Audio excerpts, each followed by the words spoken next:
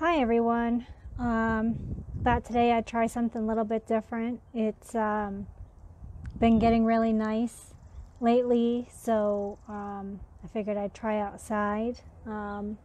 Hopefully you don't hear all the birds chirping, or if you do hear all the birds chirping, they won't really bother you too much. One thing that I really love is I have a bunch of bird feeders out, and it's just really nice to see and hear all the birds coming and, listening to them singing. We have a pile of corn out for some geese that come up, and one of them is wandering up slowly right now. So as he gets closer to me, you may hear him hissing. I don't really know. But, it's May. It's a whole new month. There's still a lot of crazy stuff going on. And this month I really want to talk about self-love and self-care, because I think those two things are things that we all have a tendency to neglect. We always have a tendency to put everybody else first, to put everybody else's needs first, and we put ourselves last if we even put ourselves anywhere at all. And it's truly detrimental to us, to our health, to our sanity, and we really need to start taking the time for ourselves, because you can't fill from an empty cup. So if you aren't doing what you can to, make yourself a better person first and foremost, then you can't help anybody else.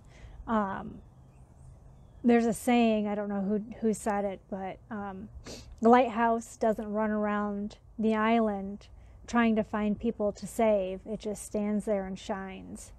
And that's true for us too. We spend our time trying to run around finding people to save, and we're really running ourselves ragged, and it's it can really take a toll. So one of the things that I wanted to talk about today is something that a lot of people don't really talk about in self-care, and that is the shadow self. So the shadow self was something that was coined by Carl Jung. And what he says the shadow self is that the shadow self is the deepest parts of our psyche. They're the parts of us that are repressed, that we hide, that we hold back from people, because we're afraid that if people really get to know the true us, that they won't really like us. It's kind of interesting, because right now I'm reading a book by Nancy Levin called Setting Boundaries Will Set You Free.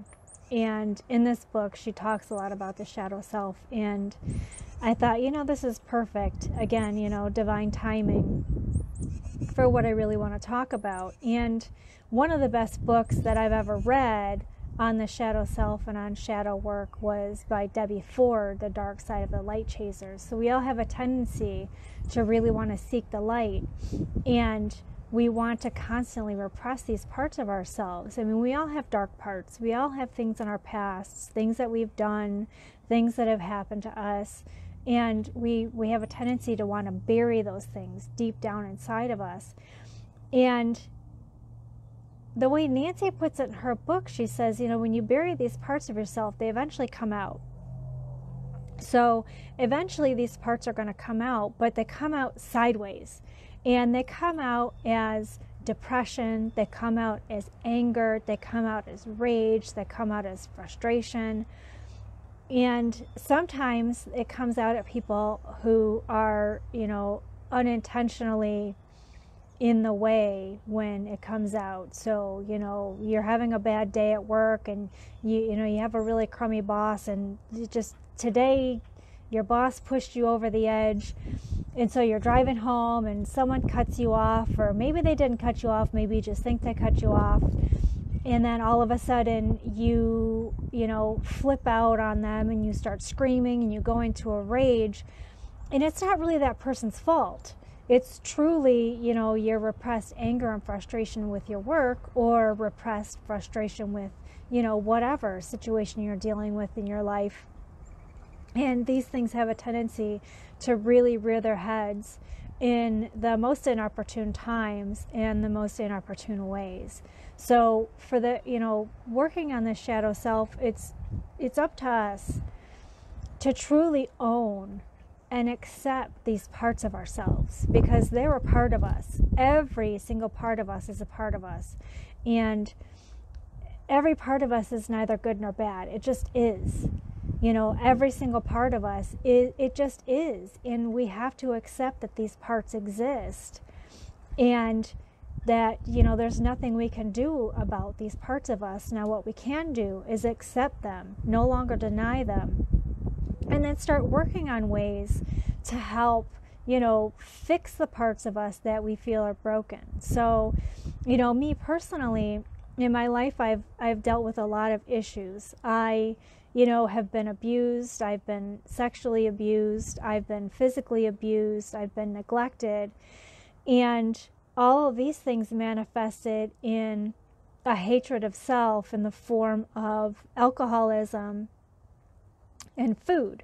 So I, ate a ridiculous amount of food that was really unhealthy for me, and I drank excessively because I hated myself because of these things that happened to me. Even though some of them weren't my fault, I still hated myself. I hated that they happened. I had deep shame and guilt and regret, and I buried these feelings deep inside of me with food. So every time, the feelings would creep up, I'd drink a beer, or I would eat a hamburger, or, I would eat, something that was really just unhealthy for me.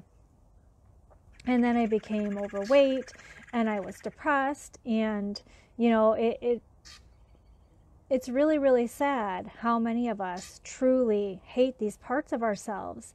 And you can see it in the world. You can see it in the world. Anybody who has a problem with food or alcohol or any substance abuse, you're trying to repress feelings. Your feelings of frustration,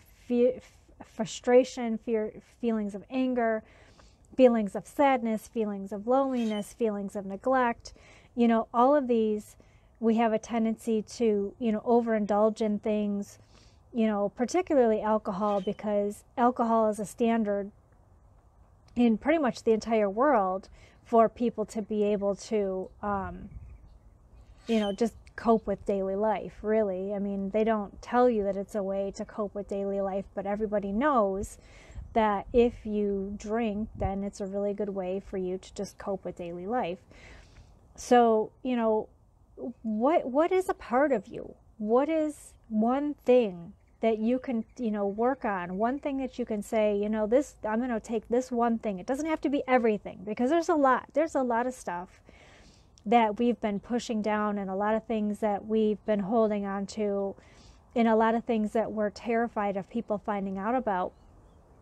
But just pick one thing and journal on it. Write what it is that you're, afraid of people finding out about, what it is that you hate about yourself, what it is that you wish was different. And the interesting thing is that today is a full moon. So full moons are really great signifiers for letting go. So, whatever it is that this part of you that you really hate, take it on a piece of paper, write it down, and just think about it. Just, think about this part that you hate about yourself, about your life, about your upbringing, and write it down, and just think of how much better your life would be if you were able to just let that go. If you were able to just forget about it, to no longer have to bury it, to no longer have to be worried about people finding out about, things in your life that have happened, that you've done, that you're ashamed of, or that you feel guilty for. What would your life be like? Just think about how you would feel and how much better you would be if this part of you, or this part of your story, was no longer holding you back anymore. What would that do for you? What would that do for your life? And write it down. Write down whatever it is that, it makes you angry or sad or frustrated. Write it down. Write everything down. And then again, write below that what your life would be like if you weren't afraid to tell people about it, if you weren't afraid to share this part of your story, if you weren't afraid of people finding out about it, or if you could just forget about it altogether and just say, you know what, this part of me no longer serves my story and I can just let this go. You know, we all have a tendency to hold on to things that really are unnecessary to hold on to, old grudges and stuff like that, and they have a tendency to really be a huge burden on you, and it's really, really damaging psychologically. And we'll talk about that in another time this month or further down the road. But, you know, think about how wonderful your life would be if you no longer had to, you know, repress these feelings, and you no longer had these fears. You know, if your boss was being a complete turd and you could just tell your boss, like, you know what, you're being a turd and I really don't appreciate being talked to the way you talk to me. I don't appreciate, you know, the way you treat me. Because that's setting a boundary. That's healthy. That's being healthy. You're saying, this is something I am no longer going to tolerate. And so write down what it is that you wish you could do, what it is you wish you could say, how it is you wish you could act. And think about, you know, how wonderful or amazing you would feel if you could say that or if you could do that. And when you write that down, just continue to think about how wonderful everything would be. You know, never think about the worst case scenario. Like, oh my God, I'm going to tell my boss, you know, he's a turd and he's going to fire me. I'm not saying go tell your boss he's a turd. Just think about, you know, if somebody's treating you like crap, it is absolutely your right to tell them that you do not, you know, you don't appreciate being treated that way. And then leave it at that. You know, let them deal with what they're dealing with, because hurt people. And 9 times out of 10, if somebody's treating you poorly, it's because they have repressed feelings or issues with the shadow self that they've been burying, and it's just coming out sideways at you. So, you know, you can have some compassion for them and, you know, try to understand things from their point of view. Yeah, it's not always easy to think about things like that, but, you know, that is the reality, unfortunately. Hurt people. So, you know, write down just one thing that you really wish you could work on, and, you know, think about it tonight. You know, while it's the full moon, you have today and then all of tomorrow, because the full moon energy is good for 24 hours before, during, and then 24 hours after. And see if it's something that you can just let go. See if it's something that you can just release. Or, you know, just put a Facebook post up that says, you know, this thing happened to me and this is how it makes me feel. And, you know, see what kind of responses you get. If you get negative responses from people, then those aren't people that you want to have in your life.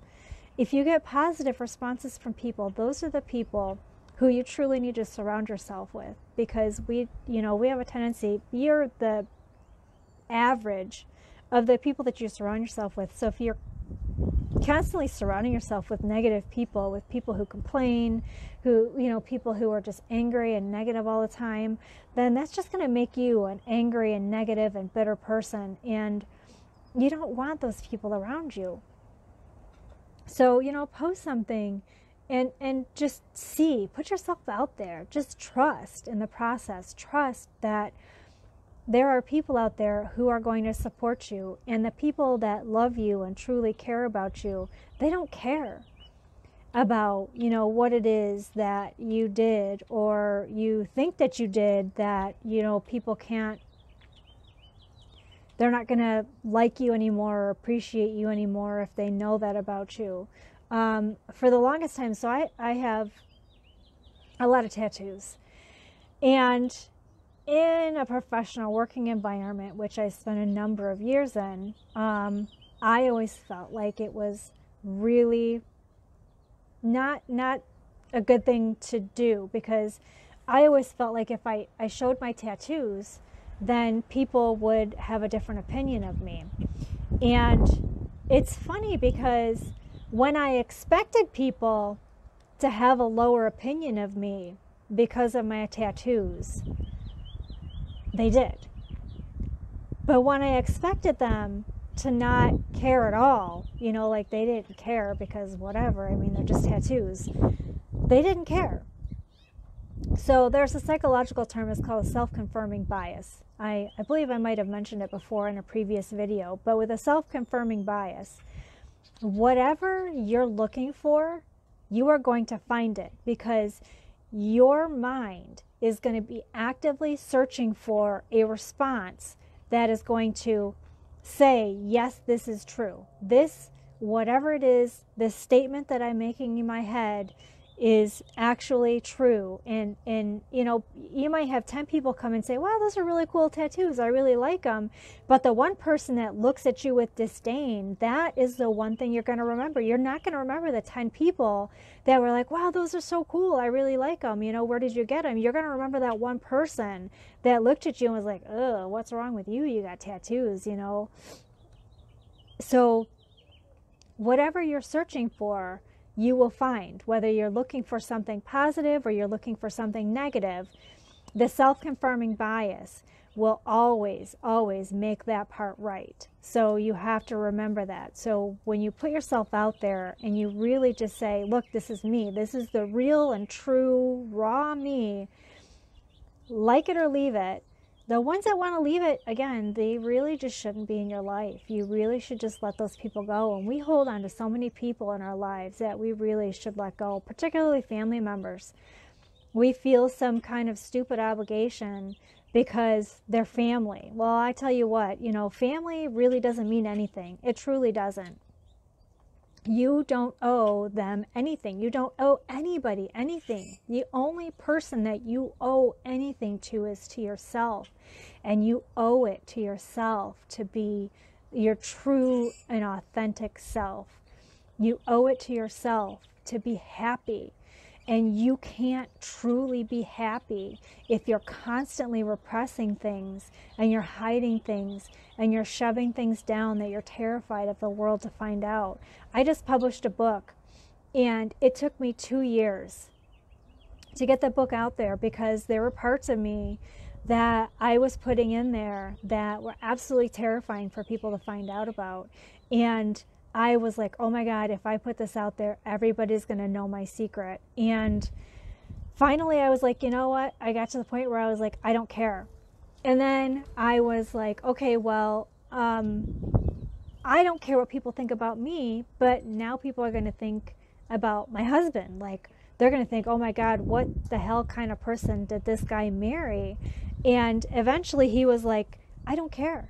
And I was like, you don't care? And he's like, no. And I was like, okay, I don't care. So I finally published the book because I got to the point where I was like, you know what? It's me. It's a part of me. It's my story. Everything that happened to me has made me who I am today.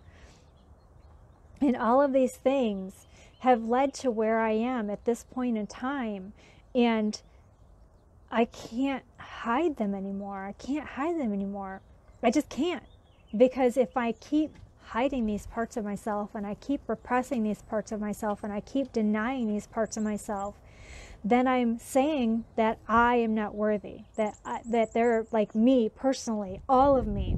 It's got to be an all or nothing thing. And because there's this little part of me that I can't stand, I have to hate myself, and I just can't do that anymore. So I'm just asking you, you know, to take some time and really think about, you know, what it is that you're really hiding, what you're really pushing down. A lot of stuff that we hide, that we push down, it can really bring out some really crazy feelings. You know, I mean, it's terrifying, absolutely terrifying sometimes, you know, even just reliving some of the experiences that we're holding on to, that, you know, we really just don't want to get out into the world. And the truly cathartic thing for me was really pulling all these things out, pulling all of these little threads, these little strings, these little pieces that were holding my life together, and taking them all and tying them into this beautiful rope and just saying, look, all these tiny little strings, all these crappy little things that happened to me, all these good little things that happened to me, when I take them all and I weave them together, they create the tapestry that is my life.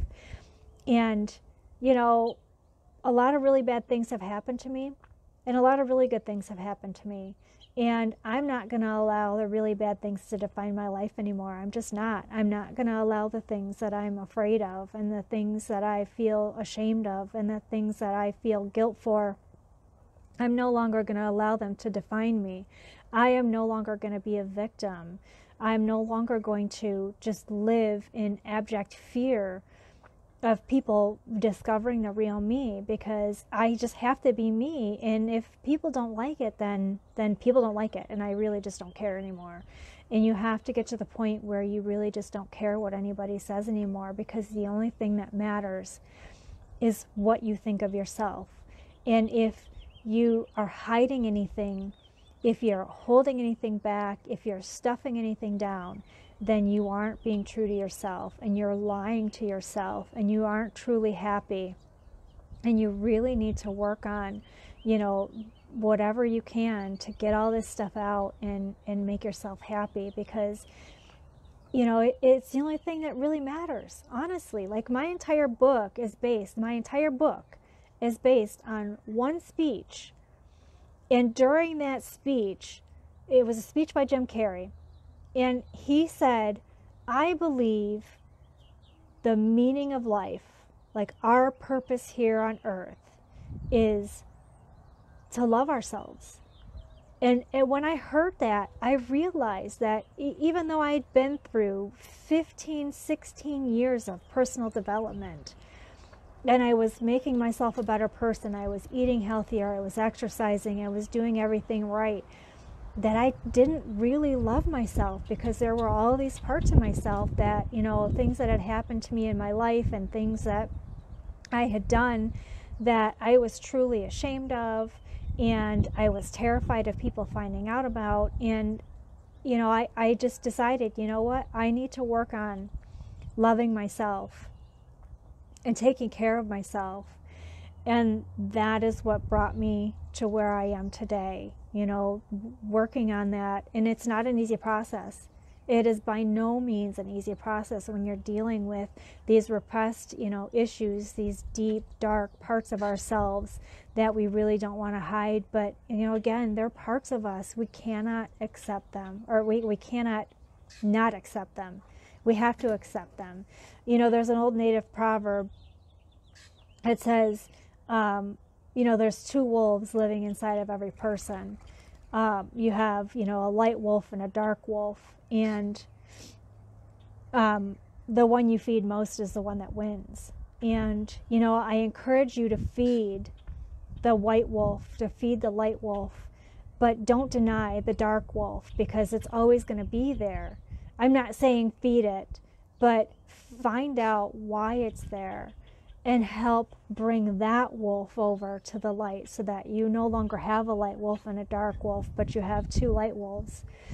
I posted something today earlier on my personal Facebook page, and it was, I have Dr. Wayne Dyer's daily calendar, and it's an amazing calendar. I recommend it. They're really great things.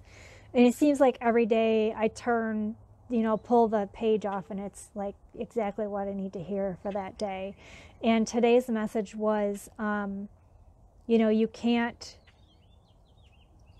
find the light by analyzing the darkness. But sometimes you have to acknowledge that the darkness is there. And you have to try as hard as you can to bring the darkness into the light. And, do whatever you can to help make yourself a better person. So that's pretty much all I have for today. I am going to post something a little bit later, a little more about shadow work. a little shadow work journal that you can download and use to work on trying to, figure out, because there's some parts of us that are super repressed that we have no idea about. I mean, I'm constantly having things pop up that I had no idea were buried deep down inside. And, there are things that happened when I was a child, like, 4 years old, 3 years old, before, your memories truly start to form. But you remember. And these things that happen to you, that traumatize you, they can stay buried for a really long time, and they manifest in ways that you really don't understand until you start doing this work. And once you start doing this work, then you start realizing all of these little things that happened to you when you were a child that you're like, oh my gosh, I didn't even realize that this was having this effect on me. One thing, for the longest time, I was absolutely terrified of the dark. Terrified of the dark. My husband and I have been together for almost 19 years. We didn't move in together until we'd been together for 6 years. So until that time, when we moved in together, I couldn't sleep in the dark. I could not sleep in the dark. I was a 31-year-old person who slept with lights on and a teddy bear. Yeah, I slept with a teddy bear. And I slept with the lights on and the TV on because I was terrified of the dark. 31 years old, absolutely terrified of the dark. I just couldn't deal with it. That was something that I was ashamed to admit, something that I hated about myself. I mean, who wants to admit that they're a 30-year-old who is afraid of the dark? And for the longest time, I couldn't figure out why I was afraid of the dark until I started doing this work, and I realized that there was a traumatic event in my childhood that made me afraid of the dark. And when I started doing this shadow work, I found that memory that was buried deep down inside, and I was able to let that go. And because of that, I am no longer afraid of the dark. I actually enjoy the dark. I like being outside. The only time I didn't like being in the dark was when we were in the mountains in Washington at night. I just didn't like that because it was really, really quiet. There's like no crickets out there, and it was just eerily quiet, and I didn't like that. That was just really creepy. Except for the elks bugling, which at night is even creepier. But these things happen, and we don't realize that these are where these fears come from. These are where these, insane, OCD things come from. So, digging deep and trying to figure out where all of this stuff comes from. I know, it sounds really crazy because I'm asking you to do some seriously deep psychological work. But again, if you don't really do it and you don't really dig deep and try and figure out what it is about you that you truly hate, because we all have things that we hate about ourselves, and constantly, all day long, negative in our heads. It's just always a never-ending hamster wheel of negativity going on in our heads. But it's because of all these things, these deep-seated things that we're just kind of hiding, that these fears and all these other things, anger and all these other issues, that's what causes them. So if we can try and figure out what the deep root cause is, and we can learn to accept these things about ourselves, and we can let some things go, then we can truly begin to start loving ourselves. And I know I'm asking a lot of you to try and, find things that you can just let go, or, what it is that, are causing these issues.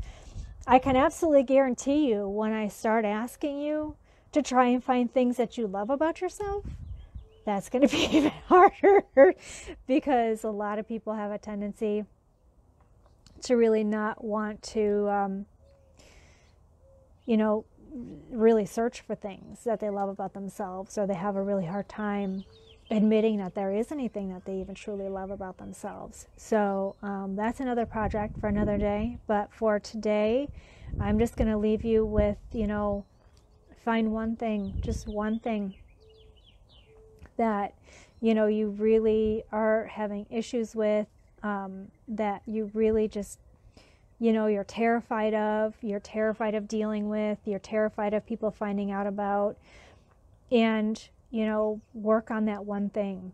Just work on that one thing. If you need any help, please feel free to reach out to me. I created a Facebook group that's linked to this page, and I will be doing weekly coaching calls. So, you know, you can come in the group and, you know, hop on the coaching call. If you aren't going to be able to be on the coaching call, you can submit a question that I will try my best to answer that week. And it's basically just, you know, free group coaching, because I really want to help people to work through whatever issues that they're struggling with, you know, whatever you're struggling with, and help you be happier and healthier, and, you know, lead a more joyful life. So until then, I will talk to you next week. Stay safe, stay healthy, stay positive, and, you know, always remember to love yourself. So take care of yourself, and we'll see you soon.